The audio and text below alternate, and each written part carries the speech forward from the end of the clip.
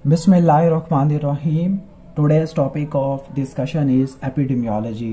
Previous video के अंदर हमने इंसिडेंस तक एपिडेमियोलॉजी को फिनिश कर लिया था। तो इस वीडियो में हम स्टार्ट करने वाले हैं प्रीवैलेंस से। ओके, इंसिडेंस के अंदर हम नंबर ऑफ न्यू केसेस को देखते हैं, न्यू केस, लेकिन प्रीवैलेंस के अंदर number of new and old, जिसको आप सिंपल कह सकते हैं करंट केस कितने हैं। ओके, इसके अंदर न्यू केस भी आ सकता है और पुराना केस भी आ सकता है। वंस अगेन वही specific period of a time या specific point of a time in a specific population. Okay, depending upon time duration हम इसको दो में डिवाइड करते हैं। ओके, पॉइंट प्रीवैलेंस और दूसरा होता है पीरियड प्रीवैलेंस होता है। पॉइंट प्रीवैलेंस के अंदर वंस अगेन तमाम करंट केस को देखते हैं, ओल्ड और न्यू, लेकिन एक particular one point of a time, like Saturday को देख रहे हैं, फ्राइडे को देख रहे हैं, फ्राइडे के 5 बजे देख रहे हैं, तो उसको देखते हैं। तो number of current case, okay, current में ओल्ड और न्यू आ जाते हैं at given point in time. Okay, वो जो प्रीवैलेंस होती है असल में ये भी प्रोपोर्शन होती है। ओके, ठीक हो गया। और यहाँ पर population at same time, population at same time, जबकि पीरियड के अंदर specific defined period of time होगा, लाइक एक हफ्ता, 2 हफ्ता या 1 महीने के अंदर हम देख रहे थे। प्रीवैलेंस के क्या फायदे होते हैं? प्रीवैलेंस का नंबर 1 फायदा है कि आप किसी भी हेल्थ प्रॉब्लम के मैग्नीट्यूड या साइज को देख सकते हैं। ओके, नंबर 2 प्रीवैलेंस होती है, प्रीवैलेंस से आप प्लानिंग और इवैल्यूएशन वगैरह कर सकते हैं। तो प्रीवैलेंस हमें एक डाटा प्रोवाइड करती है, ओके, प्लानिंग और इवैल्यूएशन से रिलेटेड। प्रीवैलेंस और इंसिडेंस में क्या रिलेशनशिप होता है? तो जो प्रीवैलेंस होती है 2 फैक्टर पर डिपेंड करती है, इंसिडेंस के ऊपर और ड्यूरेशन के ऊपर। ओके, यानी अगर पॉपुलेशन स्टेबल है और इंसिडेंस ड्यूरेशन चेंज नहीं हो रहा, तो जो प्रीवैलेंस होती है वो इंसिडेंस मल्टीप्लाई मीन ड्यूरेशन होती है।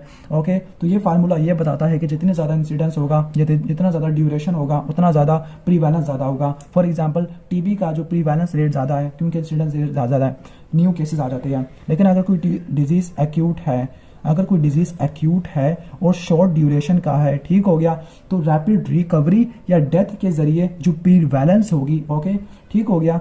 तो डिजीज एक्यूट है और शॉर्ट है, तो इसकी वजह से क्या हो सकता है? या तो बंदे की रैपिड रिकवरी हो सकती है या बंदे की डेथ हो सकती है। तो इसकी वजह से क्या होगा? इंसिडेंस कम होगा, न्यू केसेस आना बंद हो जाएगा, जिसकी वजह से क्या होगा? ये प्रीवैलेंस कम हो जाएगा।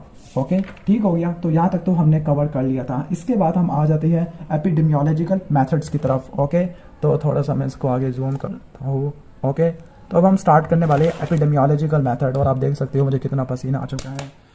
तो जो एपिडेमियोलॉजिकल मेथड होते हैं, यानी हम किन मेथड्स के जरिए एपिडेमियोलॉजी को स्टडी करते हैं। ओके, ठीक हो गया। तो एपिडेमियोलॉजिकल मेथड्स को हम 2 कैटेगरी में डिवाइड करते हैं। ओके, अगर हम या जो ऑब्जर्वर या एग्जामिनर अगर कोई इंटरवेंशन नहीं करता, ओके, तो उसको बोलते हैं ऑब्जर्वेशनल स्टडी, ऑब्जर्वेशनल एपिडेमियोलॉजी। लेकिन अगर जो एग्जामिनर होता है वो इंटरवेंशन करता है तो उसको बोलते हैं एक्सपेरिमेंटल या इंटरवेंशनल एपिडेमियोलॉजी। ओके, यानी ऐसी स्टडी जिसके अंदर इन्वेस्टिगेटर या एग्जामिनर या जो ऑब्जर्वर होता है वो इंटरवीन नहीं करता, यहाँ पर इंटरवेंशन नहीं होती, नेचर खुद ब खुद अपना कोर्स इख्तियार करती है, लेकिन यहाँ पर इंटरवेंशन होती है। ओके, किसकी? इन्वेस्टिगेटर की होती है। इसको मजीद 2 में डिवाइड करते हैं, डिस्क्रिप्टिव और दूसरा होता है एनालिटिकल। ओके, ठीक हो गया। डिस्क्रिप्टिव को हमने पहले पढ़ना है, ठीक हो गया। तो डिस्क्रिप्टिव को स्टार्ट करते हैं। डिस्क्रिप्टिव के अंदर आप डिजीज के अकरेंस को डिस्ट्रीब्यूट करेंगे, डिस्ट्रीब्यूशन को एक्सप्लेन करेंगे। अकरेंस का मतलब होता है ओके,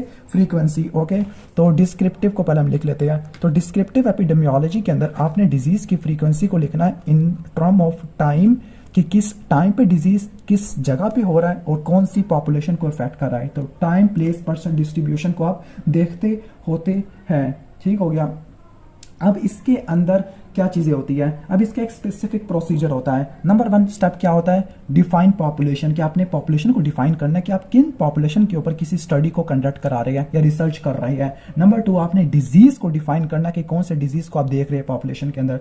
ओके, फिर डिजीज को डिस्क्राइब करना है 3 चीजों के जरिए, टाइम, ओके, प्लेस और इसके बाद पर्सन। ओके, ठीक हो गया। इसके बाद नेक्स्ट होगा हमारा चौथा होगा डिजीज को मेजर करना है, और मेजरमेंट्स के हमारे पास 2 मैकेनिज्म होते हैं, एक होता है इंसिडेंस और दूसरा होता है हमारा प्रीवैलेंस स्टडी। ओके, फिर इसको हम कंपेयर करेंगे किसी क्राइटेरिया से या स्टैंडर्ड चीजों से, और लास्ट में होगा हम हाइपोथेसिस को फॉर्मुलेट करेंगे। ओके, इसका मतलब मैं आपको एग्जांपल देता हूँ। फॉर एग्जांपल है कि एक डिजीज को हमने देखना है कि हाइपरग्लाइसीमिया की वजह से डायबिटिक रेटिनोपैथी होती है, तो सबसे पहले आपने पॉपुलेशन को डिफाइन करना है। तो हमारी प्रेग्नेंट वुमन प्रेग्नेंट वुमन क्या रो डायबिटिक वुमन आ जाएगा, या डायबिटिक फीमेल या डायबिटिक मेल।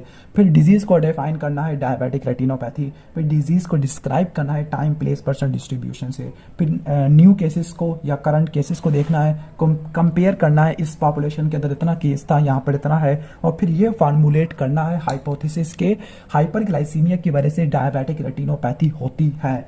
तो हाइपोथेसिस को फार्मूलेट कर लिया, लेकिन इसको टेस्ट करने के लिए हम एनालिटिकल और एक्सपेरिमेंटल एपिडेमियोलॉजी करते होते हैं। ओके, तो सबसे पहला जो स्टेप होता है वो है डिफाइनिंग द पॉपुलेशन। ओके, तो आपने पॉपुलेशन को डिफाइन करना होता है। तो जो डिस्क्रिप्टिव स्टडीज होती है उसमें आप पॉपुलेशन की इन्वेस्टिगेशन करते हैं, इंडिविजुअल की इन्वेस्टिगेशन नहीं करते। अब आपने पॉपुलेशन को डिफाइन करना है, तो पॉपुलेशन को हम किन किन चीजों से डिफाइन करोगे कि नंबर क्या है पॉपुलेशन का, एज क्या है, सेक्स क्या है, ऑक्यूपेशन वगैरह, ये चीजें देखते हैं।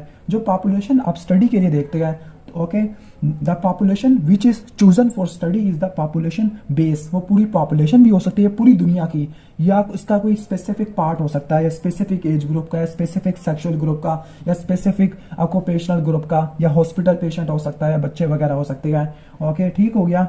तो इसका एक प्रॉपर साइज वगैरह होना चाहिए।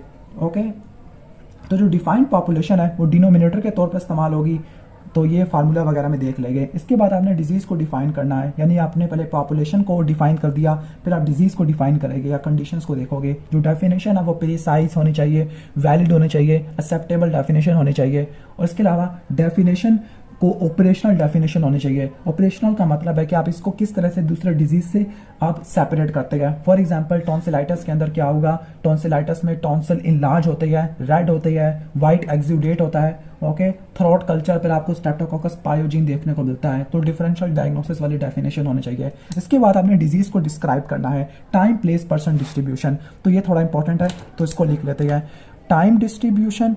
ओके, टाइम डिस्ट्रीब्यूशन, इसके बाद होगा हमारा प्लेस और फिर पर्सन डिस्ट्रीब्यूशन। अब जो टाइम डिस्ट्रीब्यूशन है इसको भी हम 3 में डिवाइड करते हैं on the basis of fluctuation in the time और डिजीज अकरेंस। नंबर 1 होता है शॉर्ट टर्म फ्लक्चुएशन, इसके बाद होता है हमारा पीरियोडिक फ्लक्चुएशन, और इसके बाद होता है लॉन्ग टर्म फ्लक्चुएशन, जिसको सेकुलर ट्रेंड्स कहते हैं या शॉर्ट ट्रेंड्स भी कह सकते हैं। ओके, तो इसकी जो एग्जाम्पल होती है, ओके, वो होती है एपिडेमिक होती है। ओके, ठीक हो गया, एपिडेमिक होती है। अब एपिडेमिक क्या होती है कि किसी भी पार्टिकुलर एरिया के अंदर अगर डिजीज की फ्रीक्वेंसी नॉर्मल फ्रीक्वेंसी से ज्यादा आ रही है तो उसको एपिडेमिक कहती है, वबा कहती है। तो ये कॉमन सोर्स एपिडेमिक हो सकती है, या फैल गई है वो हो सकती है। ओके, या फिर स्लो एपिडेमिक होती है। ओके, इसके बाद पीरियोडिक है। पीरियोडिक में क्या क्या हो सकता है, सीजनल ट्रेंड हो सकते हैं। फॉर एग्जाम्पल कुछ ऐसे डिजीज होते हैं जो पार्टिकुलर सीजन्स में होते हैं। फॉर एग्जाम्पल मीजल्स स्प्रिंग में होता है। ओके, इसके अलावा साइक्लिक ट्रेंड्स भी देख सकते हैं, कुछ डिजीज साइकिल्स में होते हैं। फॉर एग्जांपल इन्फ्लुएंजा की जो पेंडेमिक होती है वो हर 7 से लेकर 10 साल के दरमियान में आती है। ओके, इसके बाद लॉन्ग टर्म या सेकुलर ट्रेंड होते हैं, यानी सालों या सदियों से डिजीज कम या ज्यादा होते रहते हैं। For example coronary heart disease, या फिर जो हमारे डायबिटीज, लंग कैंसर है, और कुछ ऐसे डिजीज हैं जिनकी 2 सेपरेट पीक्स आती है एज इंसिडेंस कर्व के अंदर। उसके अंदर हॉजकिन लिम्फोमा और ल्यूकेमिया वगैरह आ जाता है। तो टाइम डिस्ट्रीब्यूशन तो ये हो जाएगा। इसके बाद प्लेस डिस्ट्रीब्यूशन है। प्लेस के अंदर आपने जियोग्राफी को आपने एक्सप्लेन करना है, किसी पार्टिकुलर एरिया को। ठीक हो गया। अब इसकी भी हमने वेरिएशंस होती है। ओके, इसकी 4 टाइप की वेरिएशंस होती है, इंटरनेशनल वेरिएशन, इसके बाद नेशनल वेरिएशन, ओके, इसके बाद रूरल अर्बन वेरिएशन, और इसके बाद लोकल वेरिएशन। ओके, इंटरनेशनल का मतलब बैन अल-अक़वामी। फिर आप छोटा कर दो अपने साइज को तो वो बनेगा नेशनल। पाकिस्तान में भी देहाती इलाका या फिर आपका शहरी इलाका, या फिर उसमें भी कौन सा एरिया, कौन सा पार्टिकुलर देहाती एरिया। ओके, जो इंटरनेशनल वेरिएशन होता है इसमें जो डिजीज की इंसिडेंस होती है वो डिफरेंट कंट्री में डिफरेंट होती है। ओके, लाइक जो ओरल कैंसर और यूट्राइन कैंसर होती है ये इंडिया में ज्यादा होती है, स्टोमक कैंसर जापान में होता है। ओके, तो डिफरेंट वेरिएशंस होती है।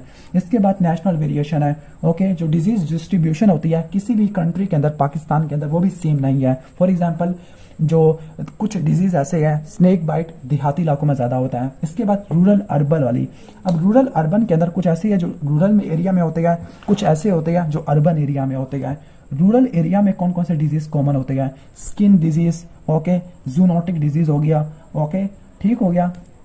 सॉरी, ये रूरल में देखने को मिलते हैं। ओके, जबकि अर्बन में, जो अर्बन है उसमें, जो शहरी इलाके में आपको क्या क्या देखने को मिल सकते हैं, एक्सीडेंट हो सकता है, स्मोकिंग की वजह से लंग कैंसर हो सकता है, ब्रोंकाइटिस वगैरह हो सकता है। ठीक हो गया।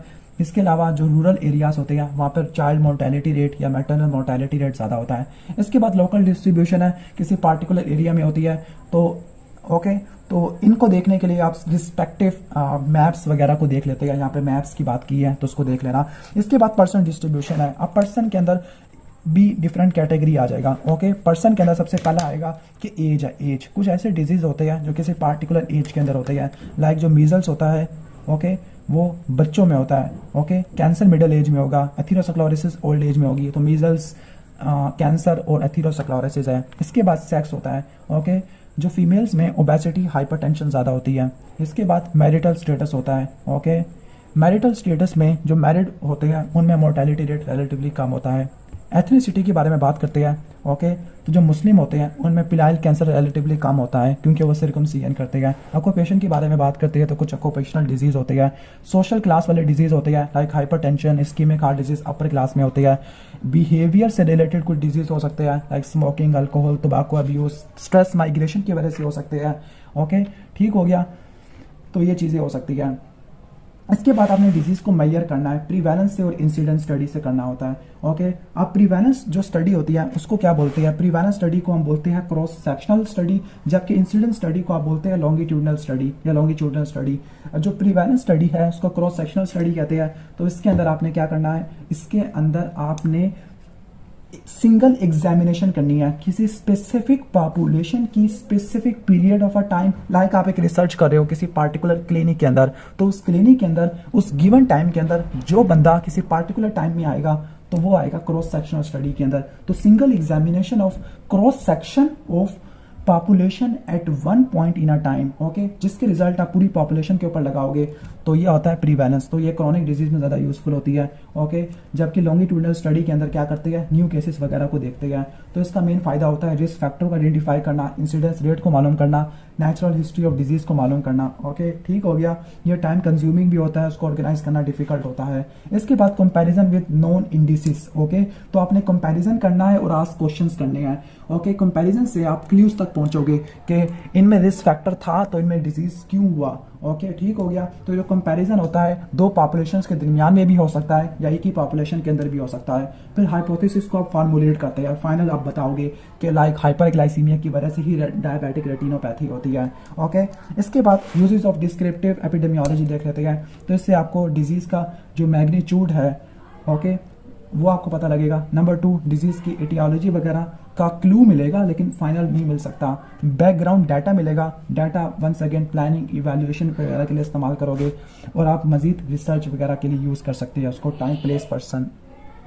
ओके, तो इस वीडियो में इतना इनफ है। नेक्स्ट वीडियो के अंदर हम एनालिटिकल एपिडेमियोलॉजी पढ़ेंगे जिसमें केस कंट्रोल स्टडी और कोहॉर्ट स्टडी होगा और फिर हम एक्सपेरिमेंटल एपिडेमियोलॉजी को करके फिनिश करेंगे। तो मिलते हैं नेक्स्ट वीडियो के अंदर।